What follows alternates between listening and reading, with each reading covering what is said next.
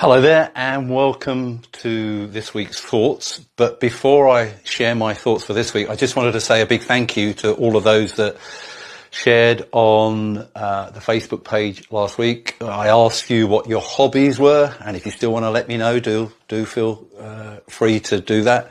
And thank you for responding to that. Now, the other thing that I did last week as well was put up a little poll. There were about 30 responses, but I asked you what you were finding challenging during these times. And the thing that came out top was connecting with friends and family. And I do polls like this for the business I work for, and that's exactly what happens when people work from home. They miss those social connections. So today I want to focus on the next thing that matters.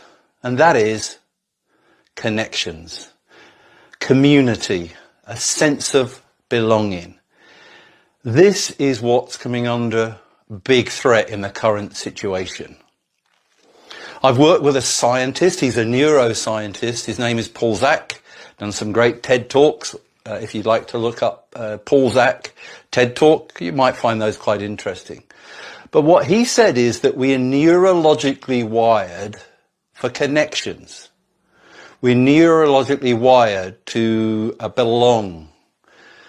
And that is coming under threat in our current situation. We probably didn't realize as much how much we needed connections. We're missing those connections. And during this time, that is coming under threat. But one thing I've started to think about is, how do we stay connected? Now, I've written an article. If you want to look at that, I'll put the link below. But I think there's something I call a hierarchy of communication. And at the very top of that hierarchy of communication is physical face-to-face contact. We can read each other's moods. We can see each other in the eyes. We can just understand, and it's great to connect. But we're not able to do that with as many people as we were able to do that with. So when I move down the next hierarchy of communication, I think technology has enabled us now to connect via video and voice. And that is quite amazing. And there is some amazing technology out there. Some of you now are using something called Zoom. Had you ever heard of Zoom over a month or two ago?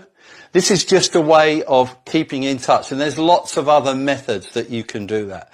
And I would recommend that you use that. However, not everyone is blessed to have this facility. So I would urge you to look at other ways to stay connected to people. Whether that's good old-fashioned writing a letter, writing a card. And if you can't get out, ask if someone can post it for you. It could be picking up the phone and just ringing someone and seeing how they are. It could be an email. But in some way, try to stay connected, especially with those that are alone. We all have a natural desire to belong. We all want to be a part of a community. And those communities can be really quite varied. Probably the closest one is families and friends, but there are churches, there are organizations, there are clubs. In fact, I was thinking about how many of the hobbies that you talked about last week connect you with other people. And that really matters as well. So if you found this useful, I would love to hear from you how you connect with people. Are you managing to stay connected? What are you doing? You might want to leave a little note about who you're missing, and just leave a little note for them below. But whatever you do, try to stay connected at this difficult time. But one thing I want to emphasize, stay at home. We need to follow that advice, and it's really tough. You might walk past someone's house and give them a wave if you go by, but do not be tempted to go inside. So the thing that matters this week is belonging and community. So this week, stay safe, stay strong, and stay connected. Thanks very much for your time.